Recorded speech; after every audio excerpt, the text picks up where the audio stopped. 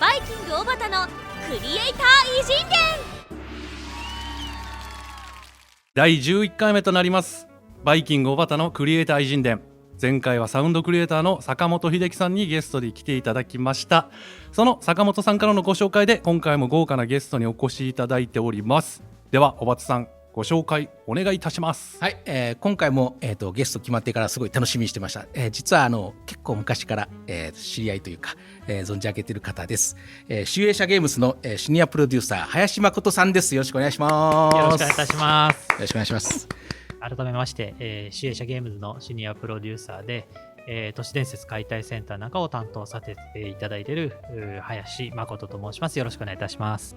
今回のゲストは林誠さん。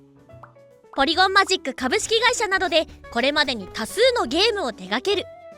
その後株式会社集英社ゲームズに移り、都市伝説解体センターを世に送り出した凄腕シニアプロデューサーなのです。まず最初になんですけども、都市伝説解体センター日本ゲーム大賞2025すごいよね。優秀賞受賞おめでとうございますすごい、はいいやすごいですよこれありがとうごは。ざいます。僕らも予想してませんでした。そうですか。だってそうそうたるメンバーですよ、あそこに出てるい人たやーでももうショーとかもご一緒させてもらったりしたじゃないですか。はいビットサミットとかその前とかも、はいはいもうその時からもう固定ファンもいっぱいいらっしゃって、そうですね。もう僕らブース隣で羨ましいみたいなもうなんかいっぱい行列してる若い人たちがみたいな。そういう意味では本当にプレイしてくれた、ファンの人たちにすごく支えられてあそこまで行ったなっていう感じがするので、本当ファンの人の後押しであそこに行ったっていう気持ちですね。まさにヒット作って感じですね。いやそういうのもうそうですね。ありがとうございます。いや素晴らしい。いや本当に素晴らしいですそんなヒット作をですね世の中に輩出した林誠さんの詳しいお人柄を解体していこうということでなるほど本日はお越しいただきました。よろしくお願いいたします。よろしくお願いします。まずですね、前回のゲスト坂本さんからなんと林さんに向けてメッセージを預かっております。まずはそちら動画をご覧いただければと思います。尊敬してますとあんまりその本人の前で言ったことないことなんですけれども、はい、林さんの仕事のスタイルだったりお人柄だったりスタッフを大事にされている、そういったなんでしょうね、そのお仕事の流れやり方全て本当に素敵だなと思ってるんで、はい、ぜひこれからも一緒にお仕事講師ともですねご一緒させていただければと思います。よろしくお願いします。いやありがたいですね。ベタ褒めですね。いや坂本さんにこんなに言っていただけるなんて、坂本さんなんて業界でねもう本当に信頼されてる方なんで、そうですね。いや坂本さんにお付き合い長いんですか？そうですね、坂本さんもそれこそ小畑さんと同じぐらいそうなんですか。昔から17、8年、もう知ってる感じですね。前職そうなんですね。そうですね、はい。坂本さんもすごいサウンドそうですねのもちろんプロフェッショナルですけど、経営者としてもすごいお話面白くて、すごい勉強になりました。はい。なんか坂本さんってこう当たりが柔らかいけどクリエイターで、はいはいはい。その奥に眠ってるものがすごい面白いですよね。話聞くとスマブラのなんかメインテーマに選ばれた話とかも聞いててもすごい面白かったですね。はい、いや僕こそ尊敬してるゲーム業界のクリエイターって感じですね。相思相愛ということで、いや本当に、はい、素晴らしいです。そんな坂本さんからですね、クリエイター偉人ということで林さんをご紹介いただいたんですけども、はい、動画もご覧いただきましたが、早速、本日の企画の方に参りたいと思います。林誠のクリエイティブな人生。大人気ゲーム都市伝説解体センターを手掛けた林さんですが、一体どんなお方なのか、林さんの人となりを深く知っていこうという企画になっております。子供時代から現代に至るまで未だ知らない林さんの素顔が見れるかもしれません。生まれも育ちも東京の多摩地区というか東村山っていうところなので、結構自然にあふれたような場所なんですね。いいですね。トトロの、はい、舞台になっているような場所なので、割とこう自然、それこそザリガニ釣り行ったりとか、そういうあと僕の世代は第二次ベビーブームなんで、子供がとにかく多かったんで、周りにだからもう公園で会った知らない名前も分かんない友達と遊び行っちゃうみたいな、そういう幼少だった感じですかね。ただそういう子供時代に僕らがすごく、小学校低学年ぐらいの時にゲームウォッチというですね、出ちゃいましたね。はいが出まして、はい、あれやみつきになるんですよね、みんなで貸し借りなんかしながら。でその後高学年ぐらいになるとファミコンが出てきて、でファミコンのカセットの貸し借りみたいなところで、小学校の時はそういうゲームなんかもやってましたね。あとはもう世代なのでガンダムと筋肉マンともう王道ですよね。王道ですね。ガンプラを作るけどうまく作れずみたいなもうゲーム&ウォッチは一番最初に遊んだのは何なんですか？マンホールですか？でしたね、買ってもらったのは。あとはもう周りの人からはいろいろ借りたりとかやらせてもらったりしてましたけど、最初に買ってもらったのはマンホールでしたね。買う時かなり迷いませんでした？いや迷いましたけど、はい、なんか僕の場合ちょっと遅かったんで、もうお店にだいぶなくなってて。そうなんですか。なのでどれを買うよりも売ってるものの中から選択肢で選ばなきゃいけなくて、当時ファイヤーとかファイヤーありましたね。オクトパスとか人気のやつは全然買えないんですよね。すごいな。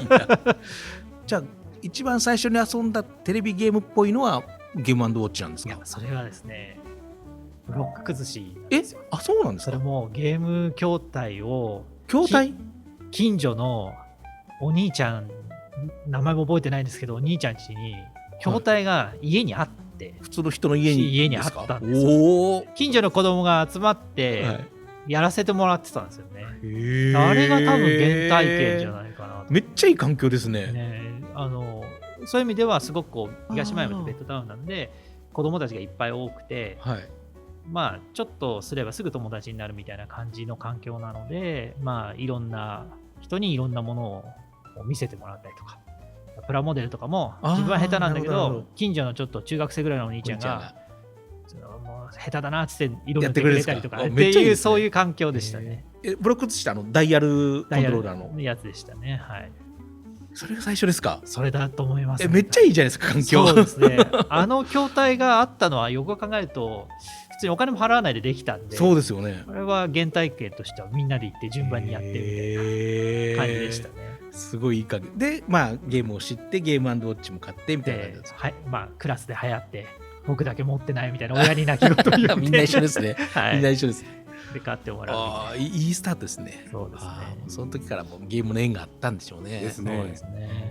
世代ってお二方同じぐらい何年度ですか？僕46年度、昭和48で7年の世代なんで1個下だ、学年だと1個下ぐらいですね。じゃあ結構同じものを見て育ってきた。ほぼ一緒だと思います。もうゲームウォッチを親に土下座して買ってもらいつつ遊びすぎて怒られて隠されてみたいな。神谷君の時もそんな話だけどファミコン何回隠されたか分かんないですからね。もう分かります、そういう世代ですよね。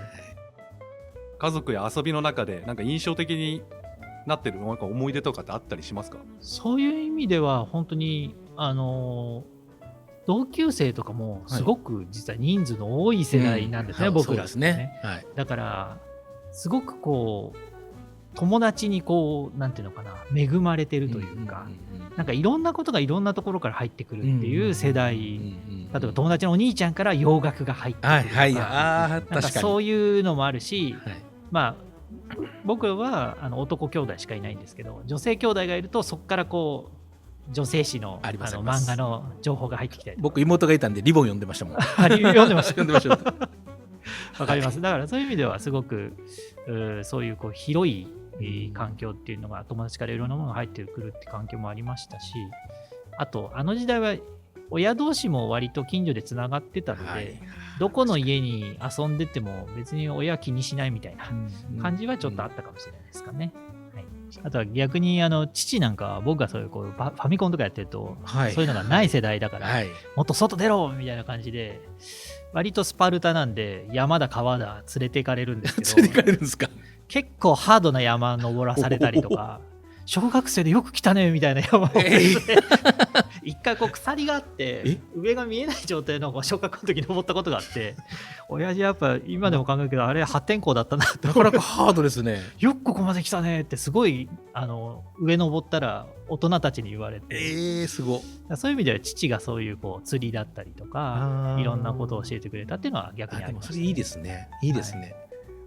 だから子供の頃にやってた、ゲームウォッチとかは当然なんでしょうけど、あれってゲームに役立ってるなとか今の仕事に結構関連づいてるなみたいな経験ってあります？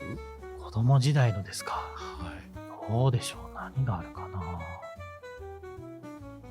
ただ何でもいろんなものに興味あるのはなんかその時代のあれか影響かなとは思ってて、なんか自分でこだわってこれっていうよりはなんか友達が面白そうだと思う、みんな、それ面白そうだよねってなって、ね、割と未だに何でも新しいものに飛びつくのはそういう性格があるのかなとは思いますけど。その僕子供のコミュニティの中で流行りってありましたもんね。ありましたありました。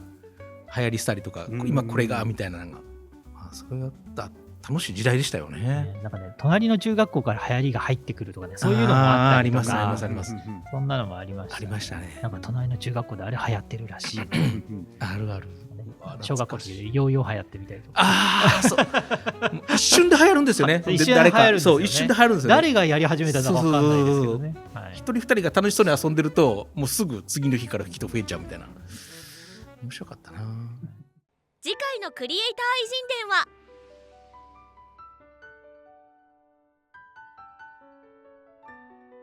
最後までご視聴いただきありがとうございました。